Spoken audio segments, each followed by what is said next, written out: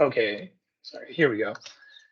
And alrighty, hi everybody, welcome to our first edition of Unmute and Recharge at this newer time that we have going on.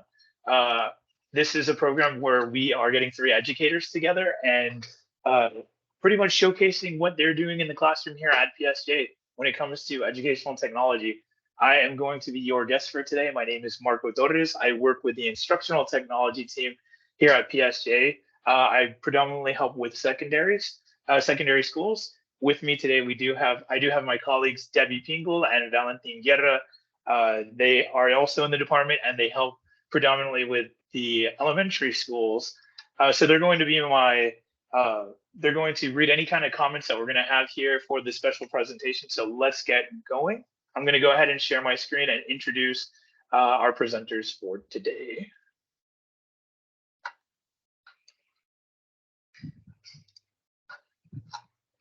Alrighty, so today are going to be showcasing Miss Kundran, Miss Yomara Garcia Ramos, and Miss Mariscal.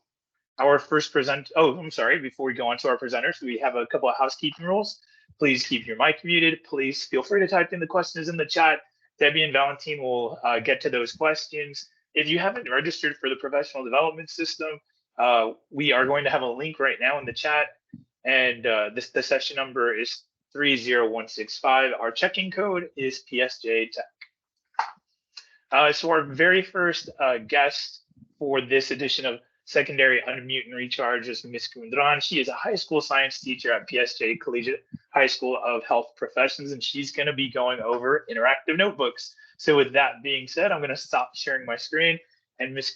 Kundran, thank you for helping us. Feel free to share your screen and take it away. Okay, so hello, good afternoon, everyone.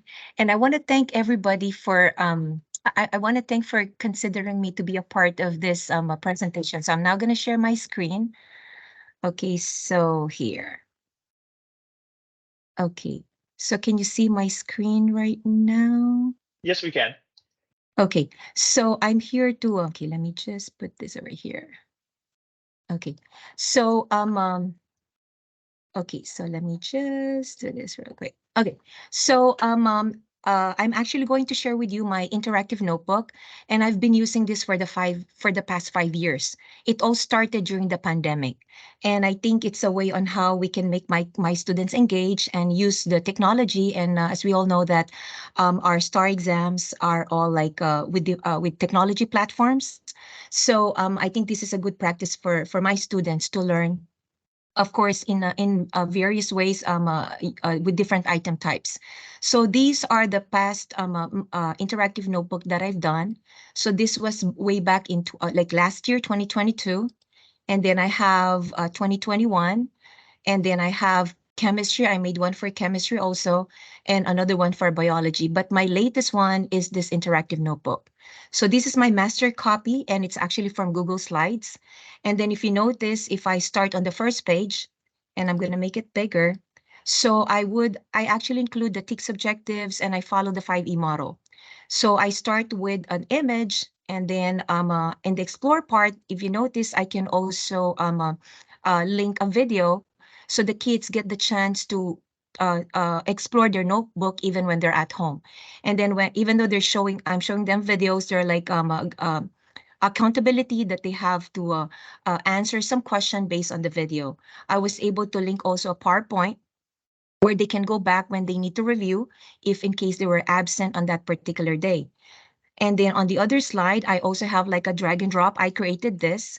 So like the levels of organization. So all they need to do is to click and drag, but it's a way on how the kids can work on their own and be interactive even though they're using the computer. So this is another example of a drag and drop activity. And I created like 210 slides, but it's a work in progress. So this is another one for the levels of organization. And then I can also include some practice questions. So it's not only like a teacher-centered type of a thing, it's a student-centered because after I explain, students get the opportunity to do it on their own. And then I actually snip some PowerPoints and put it in a form of a task cards. So if you notice, there are some questions embedded so that the kids are not just reading or are not just paying attention, but they are also answering some question based on the cards. So these are examples of PowerPoint. If you notice, I have included the picture and then the questions as well. And then here, when we cover cells, so all they need to do is to click and drag the parts to the image. So we know sometimes we have some kids who are visual learners, so it's important they can see them in colored as well, so they're not black and white. And then I have embedded some videos, and then it's paperless. I don't need to rush to the copy room to make copies for the notes for my students, and everything it's actually prepared for them. So one thing nice that I also like about this notebook is I can even upload some animations. So let's say, for example, in this picture, you see how I have my DNA and the RNA. So the kids are seeing, how they look like in a 3D model or animated ones. And then here I can do a Venn diagram while they're watching the video, they're answering the questions.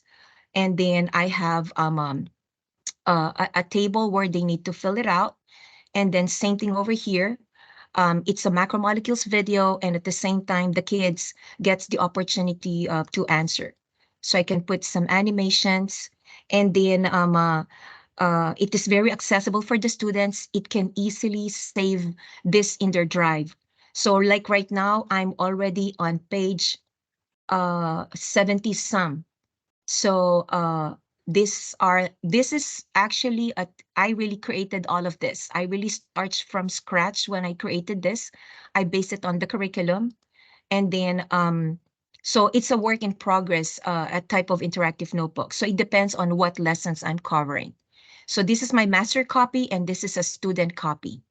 So if you notice, if I'm gonna go to slide 75, and you would see in here the update. So once I click the update button, the students will generate the topic that I actually included in my master copy. So this is an example. And then I actually uploaded this in our Google Classroom. So if you notice, a student will have their own copy. So it's under a PREP interactive notebook. So I assigned student a copy of the interactive notebook. So this is on how it looks like from the student end. So let's say this student over here, I can easily grade it. So the student actually answered the questions and do the activities, drag and drop after I taught the content to them. So it's a really a good tool for teaching our kids, because it's a way on how they can um, take this at home and then review it, even though they're out for like, for school participation type of a thing. So everything is in their notebook. So there's no excuse of telling me, Miss, I forgot my notebook. So they all have it in their computer, and it's very handy. And another advantage of this is that I have some students right now who are taking AP dual biology, and they are still going back to their notebook and for our review purposes. And so it's very helpful for them, even when they take the STAR exam. So they're all are put together, and it's very accessible for the students to actually explore and use your notebook. So there.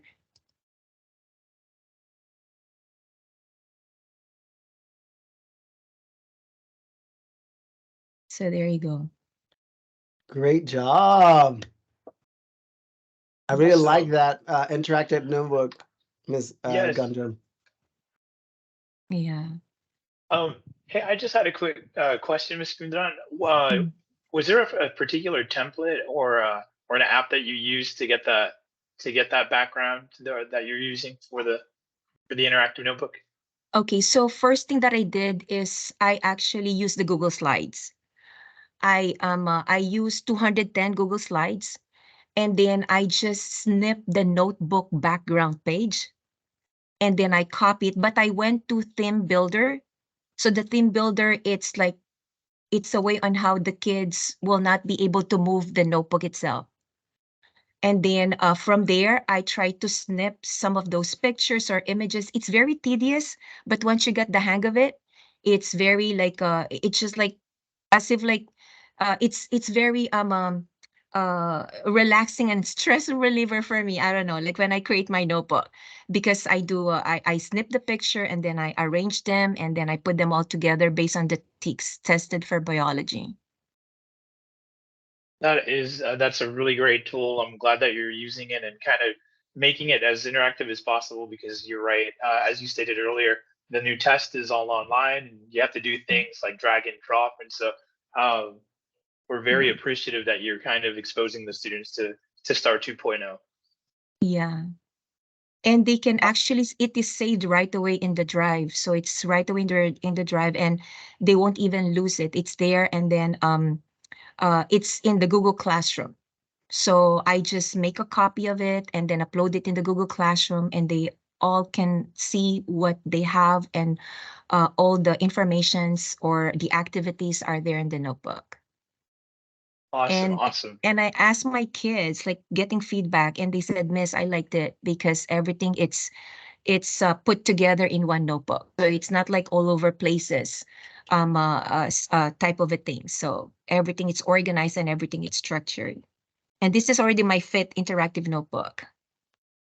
That's great. And let us know in the comments if anybody has any questions. And Miss Gundran is an awesome resource when it comes to creating and making your own interactive notebooks. So if you have any questions, feel free to contact her, and maybe you can start your own in your own classroom. Alrighty. So I'm going to thank you so much, Miss Gundran. I'm going to go Thank you on to so our much. Okay. Oh, yeah, thank you. I'm going to go ahead and move on to our next presenter that we have for today. I believe, let me double check on that. Okay, yeah, we are. So our next presenter is actually going to be Miss Yomara Garcia. If I'm not mistaken, Yomara, I believe you're going to be going over gamifying slides. Is that correct? Google Slides? Yeah, pretty much. It's Per- about engaging, trying to get the kids engaged in like the slides that you put on the front and making it into a classroom talk, into just gamifying it. I was supposed to have my bell and I forgot it. Great, great. Well, whenever Ding you're ready, ding. feel free to take it away. Okay, so I'm gonna go ahead and share my screen, I think. Let's do screen, right? Oh, look, it worked. Okay, so basically, I would say pre-pandemic, we used to put the PowerPoints up and we would, give out some pictures, and actually it was like this, and we give out some pictures and we called these shout outs. And so what it was things to, quick, they need to look at it and know what it is, like, shout outs. And so once we went into, I'm totally lost. Once we started doing them, then we realized that we could do them so much easier and so much faster. And I know that Miss Mariscal is going to show you how to publish them for review. And I was going to do this last so that I could go into Mariscal, but that was the first thing that was up. I am so sorry. So basically, what we do now is that we take it into a slideshow, and in the same slide, you're asking, is this a physical or chemical change? And, the kids will shout it out. The other thing that we've done coming from this is, let me just show you one that is for properties of metal. Let's do that one. And so the shout out has been something that has really helped us, especially with definitions that the kids need to know right away. So the instant I yell out, what property is bendable, shapeable, and moldable, the kids will know, the first couple of times they're going to like, but by the time we've done this several times, they're going to yell out malleable, right? What property shatters, brittle. You can do this with any subject you want. Definitions is the way that science was going, or I was going, and then I realized that I could change this. So there's this game that I had gone when I was in the high school, where they sent me as an English teacher, and what it was called Fact or Fib, and they played it with the whole class, right? So the class would have their own card, whether it's a fact, they would have a fact and a fib. And so I'll ask a question or I'll make a statement, and then I would tell them, I'd ring a bell, which, like I said, I forgot my bell, but I'd ring a bell, or I'd say, okay, now, or I would say, you know, ready, 1, 2, 3, and they'd have to put one card down. They would listen to the statement and decide, oh, it's fact or it's fib, right? And the card stays down. Now, this is a way of having them have that moment. You also have to give wait time so that they could think. For instance, if, and also you would do this in slideshow, because right now I know you're looking at it and you can see the answers on the side, but if you see it's slideshow, you're obviously not going to see the answer. And so I'd say 1, 2, 3, or ring a bell or what have you, and they'd get the answer, and the conversation could go from there. I love to do this with setting up your groups, your top kids with your top kids, you know, to the same reading level is what I'd like to do it with. And so I like to give something that doesn't cost me anything. Like, why I, instead of, you know, if you want to go buy pencils or, you know, toys or candies or whatever, you can. But if you have a winner at the end, because they can hold, they can keep score, excuse me, even though that they're playing against each other, somebody's going to have a bigger number. And the ones that have, you know, you did 10 questions. If you got to go through 10, if somebody who has a 10, they're the winners. Well, the next one would be 9, right? And so it's an easy way. The best way is to give like homework help or grade replacement. And let me tell you, those kids fight for the homework pass, where you don't do homework. Like, I've got a homework pass, so I don't have to do it, right? Because here's my, right, I want it. Factor fib, they love this. Factor fib has become one of the favorites for science. But like I said, I learned this when I pretended to be a reading teacher because the high school had paid for a reading teacher, and so they sent me. But it's a real good way of the kids having their own little competition. And like I said, you can, they, as soon as you make it into competition, they want to win. They always want to win. Let me go to another one. We've done stop and jots, right? This is a writing to learn strategy where you just say, you know what, stop, take out an index card or take out a blank piece of paper or whatever, and you give them a question and you have them answer it by writing. So what I did with this one was called Stop and Ask. And I just would put it somewhere in the lesson of the day and just have them stop and think. And some kids, I would say, especially some classes, I'd say, you know, I had little toolboxes on my desk and on each of the kids' tables. And I'd say, take out a piece of paper, take out a Post-it, and I want you to write down the answer. Don't show it to anybody. Don't say anything. I just want to see if you guys were on target, right? And I would ask them the question, and I had one for every day of the week. And so I would ask the question, the soccer player, again, in slideshow, because you don't want them to kind of see it here on the side. Soccer player kicks the ball with a strong force. Which statement best describes? Let me put it in slideshow, that way it's a little bigger. And, you know, so the kids would take their time and they would read it.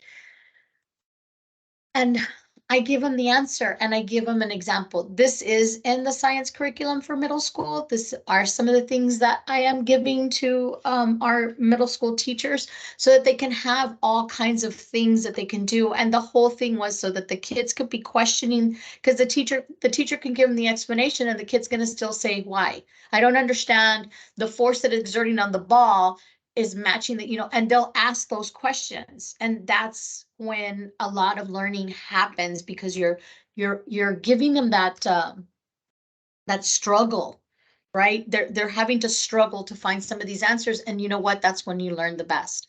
The last one I think that I'm going to talk about, and I'm running over time, is 2 lies and a truth. You've heard of the 2 truths and 1 lie, right? Well, I wanted to do something that they had to choose out which one was the correct answer. Same idea, giving them the idea. I did, let me go all the way to the bottom so you can see. I do give them where they can put the answers down. They can also grade themselves as they go. You'll find out how many points they give. You can still give them non-monetary prizes, or a pencil or an eraser. These kids go crazy for pencils. I mean, I guess because they never have one. But again, you know, the question, oh, sorry, this is Spanish, hold on, sorry. And so that, you know, potential energy is stored. The battery is an example of kinetic. An apple falling from the tree is an example of potential. So they would need to find out, hey, oh, yeah, so A is the answer. I got kind of confused with C, but A is the answer. But so, you know, and it's like no more than, I think this one had 17 slides. I know one teacher that will play this a couple of sides every day just to get them back on track after doing their entry ticket. So if they're not finished with their entry ticket, sorry, you don't get to finish playing it, right? But it's just like plickers, but in slides. The last thing was the gifts, about putting gifts. Gifts are not just for fun, they're for learning. You can try to do gifts for, I mean, let me show you. Where is it? Gifts and videos. That's been my newest thing. So gifts, we have to figure out for the kids to start reading, and we're trying to get them to read onto the computer. Make it more engaging. The kid's gonna want to see this instead of what was on the book with just the car smashed. And so they'll watch this for a while. And so putting gifts is another way of engaging your slides. The teacher right before, I can't say her last name. Marco, what was her last name? Miss Kundran. Kundran. Miss Kundran had a lot of that on her interactive notebook. Kids love that. And so this is a way of just getting them to want to do their work on the computer. And I do want to go back to the shout outs because I was kind of lost. But this is something that I would do with a whole class or with them in their little pods. But I do know that Miss Mariscal, who is next, has a way of doing it and sharing it with them so that they can use it for review. And so in that, if anybody has any questions, We don't have any questions yet, but you are getting some love for your shout outs and some of the other activities that you're doing. But I do want to introduce Mary Mariscal. She is the math curriculum specialist, and she is just awesome. She's going to show you the links and stuff, and I still learn from her every day. So here you go. I can't get out. Why can't I get out? Press the share, I believe you can. X. Got it. Yeah, there you go. Sorry, Mariscal. There you go. Yeah.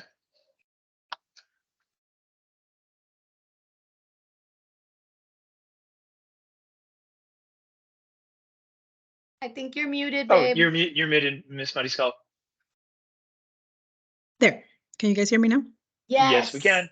Okay, so I'm going to be introducing hyperlinks and publish to web. And one of the things, the very first thing that I did when Marcos shared this slide with us is that I noticed that the backgrounds and everything was moving around. So I know that Ms. Kundran, I believe that was her name, she talked about creating her background so that it's not movable, but I did see that most of the stuff that people attach to the slides, you know, I'm moving Yomaras right now, is very easily moved, and sometimes it distracts from what's going on in the classroom, and that's why sometimes we publish to web. But so what I did for mine is that if you look at mine, nobody can move it.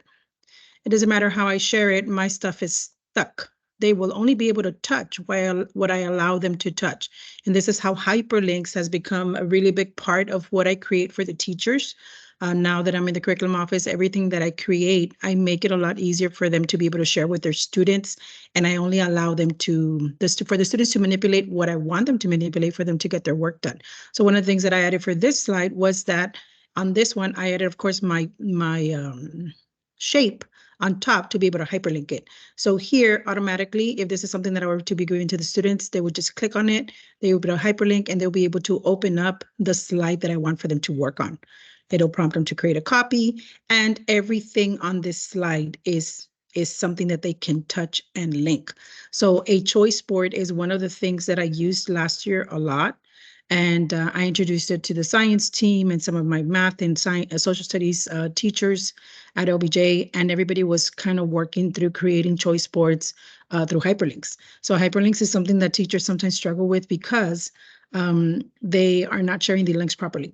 So when you create a choice board, of course, you can hyperlink numerous number of items and images, and it'll take kids, where you want for them to go to be able to complete an assignment. So this is one example of a hyperlink. But so some of the things that I create, that I use hyperlinks a lot, and I publish to web a lot. And I'm going to start with the one that Yomara finished off last, which is the shout out. So in math class, I also use shout outs. And when I would use shout out, I would create the shout out for them, for us to be able to use as a review in class. So this is a whole group activity. And when you first look at it, if you were to give this to a student, if you were just to assign a Google slide in this manner, they would not know where to start. Everything is movable, so it's not going to work for them. They can't start at the question at the bottom. I know that Yomara pushed her slideshow in order for her to be able to show the steps as to how things would pop up in order. Okay, so a teacher has to be very strategic as to how to create this, and that's what Ms. Garcia, Ms. Ramos has done for her science slides. So this is one way, and this is one way that I would use it in my classroom as well. You're wanting these kids to, do a quick recap on slope and y-intercept, and they're shouting out everything they know, and they get real comfortable doing this, and they love doing it in science, they love doing it in math. So as you create these, of course, these are for whole group instruction, and everything goes on these slides, everything that you've ever covered. I use this a lot after benchmark 2 when we're getting ready for our STAR test. But when I wanted for these kids to be able to do it on their own as a review, of course, you're not going to share a slide. So what I learned to do, and I shared it with most of the teachers that are OBJs, like you needed to know how to share it. So of course, there is a link here that says share, and you just have to publish to the web. So in publish to the web, it does allow you to receive a link. So you get a link for these students, and you're able just to copy this link. And what this does is that it shows it. You just copy this link, and let's say you attach it to the Google Classroom for these students. I'm just going to show you what it looks like here. This is what they would receive. So now these students are not going to get a very busy Google slide. They're going to get exactly what you want them to get, and they're going to be able to see it in the order that you want them to see it without them having to mess up your Google slide. You're not going to trust or instruct a student to say, here's your Google slide, but you must watch this as a slideshow. They're not going to do it. Okay, you're going to lose them, and they're going to create a mess with their Google Slides, and it's not going to be functional.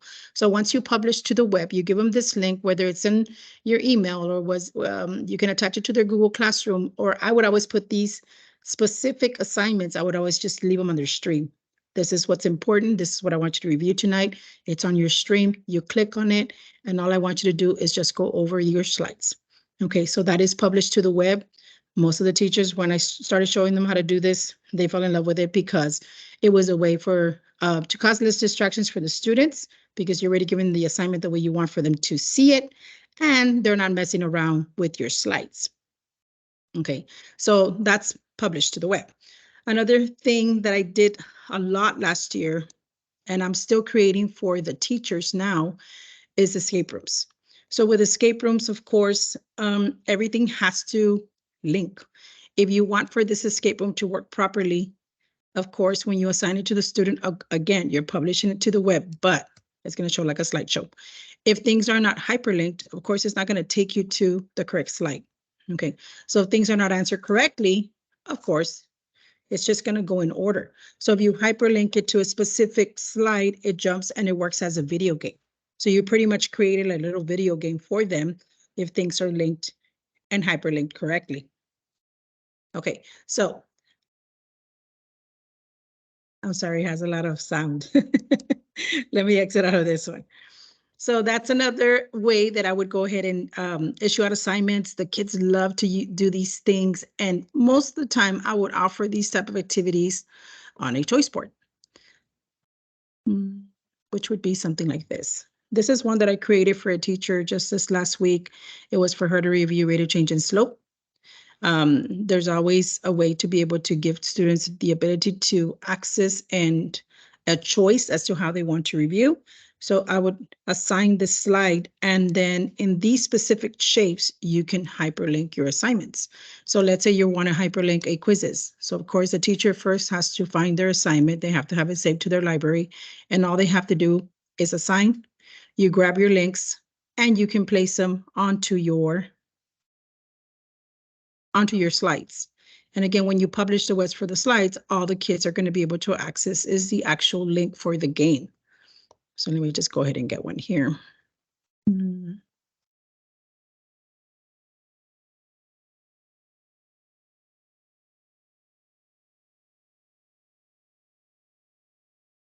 Okay, I don't have a classroom anymore, so it's not allowing me to do that. But I do this with the teachers when I share it with them. I click on whatever link that I want to share with the teachers, and I share. I pick up the link and I just bring it back to any one of the images. You hyperlink using this icon, and when you assign it to the students, all they're going to be able to do is open up the quizzes. So the kids really love these choice boards. You assign it to them, and they're very super interactive, and you're able to assign so many things without you having to create everything on Google Classroom. You know, you're not just creating a big old list of assignments. You know, it's entertaining, it's fun. And the way I'm able to manage that they're not moving around anything is that I usually take these pictures and I throw them in the theme. So if you place them on your theme, they can no longer mess with your items. So it's stuck. So they won't be able to touch anything. Everything's frozen. The only thing they touch is the hyperlink. And I think that's all I have time for, Mark. Hey, thank you so much, Ms. Mariscal. And I forgot to mention earlier as well that Yomada too is also one of our middle school science curriculum specialists as well. So thank you for our specialists for being here. And what I liked about both presentations is that you all show that even in the curriculum, there's a lot of gamification and a lot of ways to get students engaged, that teachers don't need to go to teachers pay teachers and spend money out of their pocket. What we have is right here in-house at PSJA. So thank you all for kind of showcasing what it is you all create to make learning more engaging here at PSJA. And of course, Hey, Marco, I don't know if you noticed what Mariscal said, that a teacher asked for her to make something.